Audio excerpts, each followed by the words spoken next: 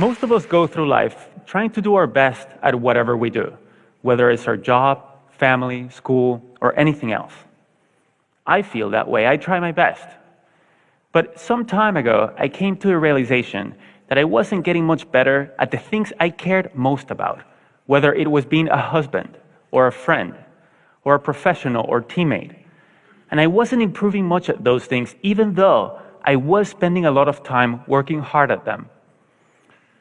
I've since realized from conversations I've had and from research that this stagnation, despite hard work, turns out to be pretty common.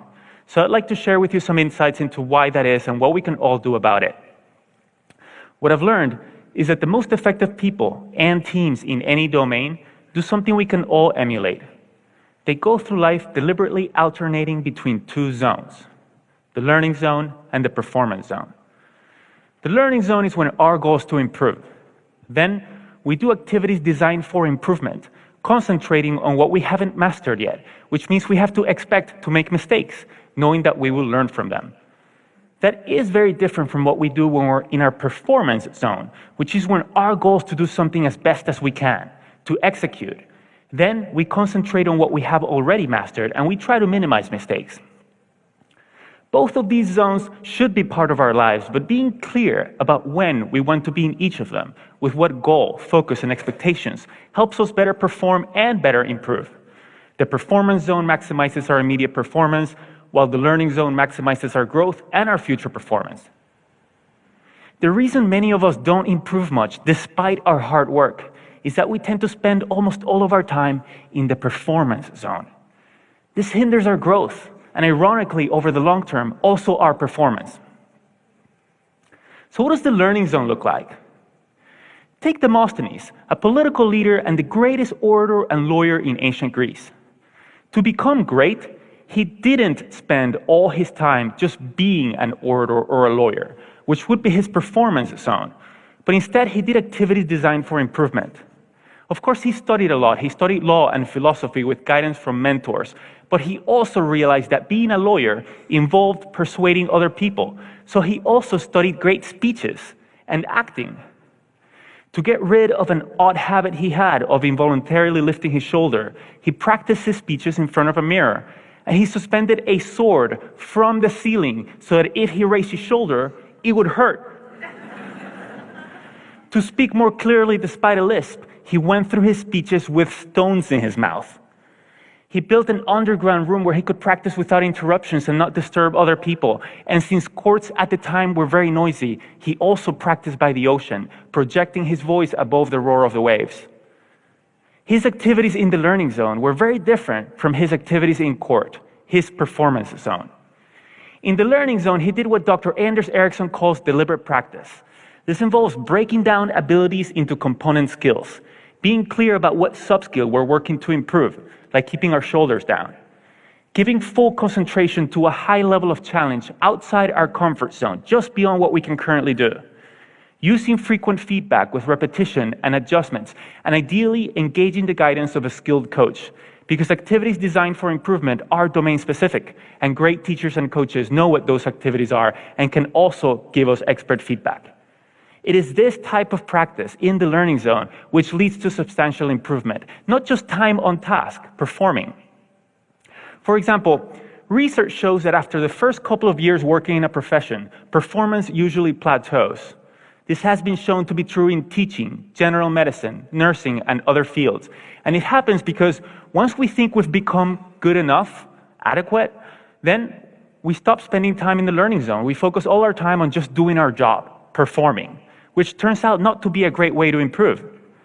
But the people who continue to spend time in the learning zone do continue to always improve. The best salespeople, at least once a week, do activities with the goal of improvement. They read to extend their knowledge, consult with colleagues or domain experts, try out new strategies, solicit feedback, and reflect. The best chess players spend a lot of time not playing games of chess, which would be their performance zone, but trying to predict the moves grandmasters made and analyzing them. Each of us has probably spent many hours typing on a computer without getting faster. But if we spend 10 to 20 minutes each day fully concentrated on typing 10 to 20% faster than our current reliable speed, we would get faster, especially if we also identify what mistakes we're making and practice typing those words. That's deliberate practice. In what other parts of our lives, perhaps that we care more about, are we working hard but not improving much because we're always in the performance zone? Now, this is not to say that the performance zone has no value. It very much does. When I needed knee surgery, I didn't tell the surgeon, poke around in there and focus on what you don't know. We'll learn from your mistakes. I looked for a surgeon who I thought would do a good job, and I wanted her to do a good job. Being in the performance zone allows us to get things done as best as we can. It can also be motivating, and it provides us with information to identify what to focus on next when we go back to the learning zone. So the way to high performance is to alternate between the learning zone and the performance zone, purposefully building our skills in the learning zone, then applying those skills in the performance zone. When Beyoncé is on tour, during the concert, she's in her performance zone.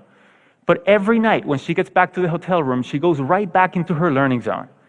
She watches a video of the show that just ended. She identifies opportunities for improvement for herself, her dancers, and her camera staff. And the next morning, everyone receives pages of notes with what to adjust, which they then work on during the day before the next performance.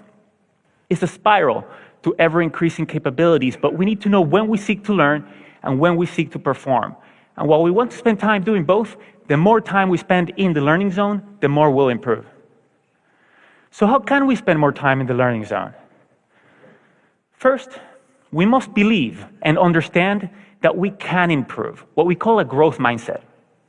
Second, we must want to improve at that particular skill. There has to be a purpose we care about, because it takes time and effort. Third, we must have an idea about how to improve, what we can do to improve. Not how I used to practice the guitar as a teenager, performing songs over and over again, but doing deliberate practice. And fourth, we must be in a low-stakes situation. Because if mistakes are to be expected, then the consequence of making them must not be catastrophic or even very significant. A tightrope walker doesn't practice new tricks without a net underneath, and an athlete wouldn't set out to first try a new move during a championship match. One reason that in our lives we spend so much time in the performance zone is that our environments often are unnecessarily high stakes. We create social risks for one another, even in schools which are supposed to be all about learning, and I'm not talking about standardized tests. I mean that every minute of every day, many students in elementary schools through colleges feel that if they make a mistake, others will think less of them. No wonder they're always stressed out and not taking the risks necessary for learning. But they learn that mistakes are undesirable inadvertently when teachers or parents are eager to hear just correct answers and reject mistakes rather than welcome and examine them to learn from them, or when we look for narrow responses rather than encourage more exploratory thinking that we can all learn from. When all homework or student work has a number or a letter on it and counts toward a final grade, rather than being used for practice, mistakes, feedback, and revision, we send the message that school is a performance zone. The same is true in our workplaces. In the companies I consult with, I often see flawless execution cultures, which leaders foster to encourage great work, but it leads employees to stay within what they know and not try new things, so companies struggle to innovate and improve, and they fall behind. We can create more spaces for growth by starting conversations with one another about when we want to be in each zone. What do we want to get better at and how? And when do we want to execute and minimize mistakes? That way we gain clarity about what success is, when, and how to best support one another. But what if we find ourselves in a chronic high-stakes setting, and we feel we can't start those conversations yet? Then here are 3 things we can still do as individuals. First, we can create low-stakes islands in an otherwise high-stakes sea. These are spaces where mistakes have little consequence. For example, we might find a mentor or a trusted colleague with whom we can exchange ideas or have vulnerable conversations or even role play. Or we can ask for feedback-oriented meetings as projects progress. Or we can set aside time to read or watch videos or take online courses. Those are just some examples.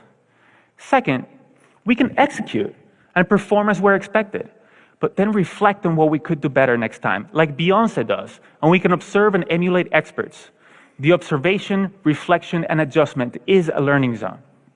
And finally, we can lead and lower the stakes for others by sharing what we want to get better at, by asking questions about what we don't know, by soliciting feedback, and by sharing our mistakes and what we've learned from them so that others can feel safe to do the same. Real confidence is about modeling ongoing learning. What if, instead of spending our lives doing, performing, we spent more time exploring, asking, listening, experimenting, reflecting, striving, and becoming? What if we each always had something we were working to improve? What if we created more low-stakes islands and waters? And what if we got clear within ourselves and with our teammates about when we seek to learn and when we seek to perform, so that our efforts can become more consequential, our improvement never ending, and our best even better? Thank you.